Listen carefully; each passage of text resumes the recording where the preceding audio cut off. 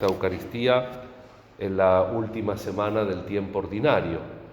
Dios mediante, el domingo empezaremos el año nuevo litúrgico y con ellos también nuestro propósito de seguir más fielmente a Jesús en su Evangelio.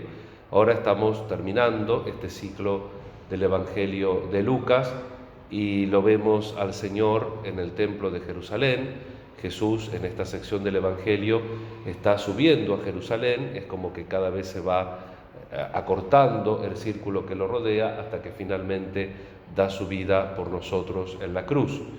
Y Jesús en este momento está dentro del templo, después de una columnata muy bonita, había 13 arcas donde se ponían las ofrendas, que tenían una especie como de embudo, que era como una alcancía gigante, y entonces la gente tenía costumbre de poner en determinados momentos las ofrendas para que se supiera quién era más importante, porque ponía más ofrenda, porque tenía más. Como era este sistema del embudo, echaban las monedas y las monedas más caras eran más pesadas. Por tanto, hacía mucho ruido cuando hacían el círculo e iban entrando en el tesoro del templo. Por eso podemos pensar que estas dos moneditas del cuarto que pone la viuda, de cobre, que prácticamente eran imperceptibles.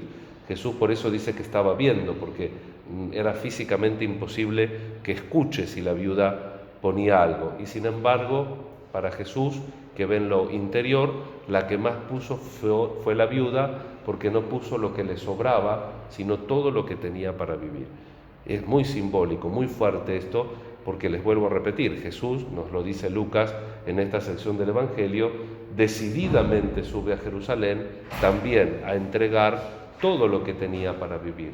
No entrega Jesús lo que nos sobra, sino que nos entrega toda su propia vida. Por eso nosotros desde la palabra de Dios, desde este Evangelio, también nos tenemos que preguntar qué le entregamos a Él que ve nuestro interior. Y lo hacemos también en relación a la primera lectura. Esta semana vamos a leer el libro de Daniel, no es que él lo escribe, sino que él es el protagonista, y a este libro también lo fechamos en los dos anteriores que repasamos la semana pasada, los dos libros de la Macabeo, en torno al año 170, donde Antíoco Epífanes está haciendo pasar un momento muy difícil al pueblo de Dios. Este libro evoca los comienzos de ese destierro en el también arquetípico para la persecución al pueblo de Dios, rey Nabucodonosor. Entonces Daniel y los otros tres compañeros son elegidos para convertirse en sabios, en adivinos, en magos de este nuevo rey que de alguna manera es el puntapié inicial de todos los desmanes que sufre el pueblo de Dios en el desierto. ¿Y cuál es el fin del libro? Ustedes se dan cuenta, y también cuando uno lo lee y lo repasa atentamente, te anima a ir contracorriente, porque esta gente iba contracorriente, desde las cosas más sencillas, que la comida que le estipulaban que para ellos era la mejor, era la comida que por ahí los atontaba más, porque por ahí engordaban el vino. En cambio, comiendo legumbres se hacen más sabios. No quiero decir que esto que comamos lo que comamos, ¿no? Pero quiero decir que desde los detalles más pequeños nos revelan cómo a veces la vida de la fe, siendo la más sencilla, es a veces la más conveniente, independientemente de todas las circunstancias que la rodean y sobre todo independientemente del lugar donde nos toquen vivir. Y en eso también podemos pensar en la santa que estamos celebrando, Santa Catalina de Alejandría, que nació en el año 290. Alejandría, en el norte de África, era una ciudad romana majestuosa, era una ciudad romana con una vida cultural impresionante. Vayan a visitarla ahora. Yo estuve hace 10 o 12 años más o menos. Es inexistente. Ahí transcurrieron un montón de episodios maravillosos de la humanidad. Y en una visita de Magencio a Catalina, que era nacida de una familia rica y se había instruido mucho en la filosofía y en la poesía, y entonces con 50 sabios y filósofos la quisieron convertir al paganismo. Y cuenta la tradición, tal vez un poco exagerada, pero seguramente que fue así porque si no, no hubiera quedado, no había internet y no había campañas publicitarias en ese momento, si no, no hubiera tenido una presencia tan fuerte en la Iglesia antigua y en la Edad Media, si no hubiera sido nadie. Entonces, si hubiera sido nadie, quiero decir, entonces ella convierte a la mayoría de esos sabios a la fe verdadera por su pasión en Cristo.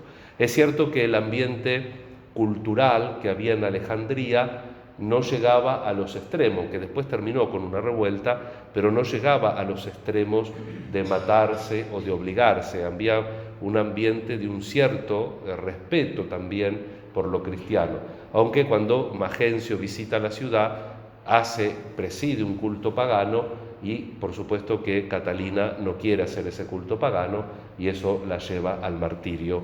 Por eso la estamos celebrando, por ser testigo de la fe, por luchar y por no ceder a las presiones y a los halagos, porque como hacían muchas veces los emperadores, para manifestar su poder era muy importante convertir a un personaje público, por eso lo alababan, le daban las posibilidades de tener mejor pasar para ver si renegaban de su fe. Y como en el caso de Catalina y de tantísimos otros, cuando eso no tenía éxito, finalmente los martirizaban. Vamos a pedir al Señor entonces que nosotros, sin llegar a estos extremos de heroísmo, de hazañas, podamos también en nuestra vida ser fieles a Dios y a veces también desde una manera respetuosa, sabia y condescendiente, no ser arrastrados por las costumbres o por las cosas del mundo, sino que pongamos también nuestra contribución al mundo y a la sociedad que tanto lo necesita, de lo que es propio del cristianismo, de lo que es propio del seguimiento a Jesús y sobre todo de dar nuestra propia vida para que Jesús, que ve no lo externo sino lo interno, descubra cuánto hemos dado, como la pequeña viuda que con esas 2 moneditas dio más de todo lo que habían dado en ese día en el templo. Que la Santísima Virgen en este mes de María también nos acompañe para que disponga nuestro corazón en el Adviento a prepararnos a la venida del Señor. Que así sea.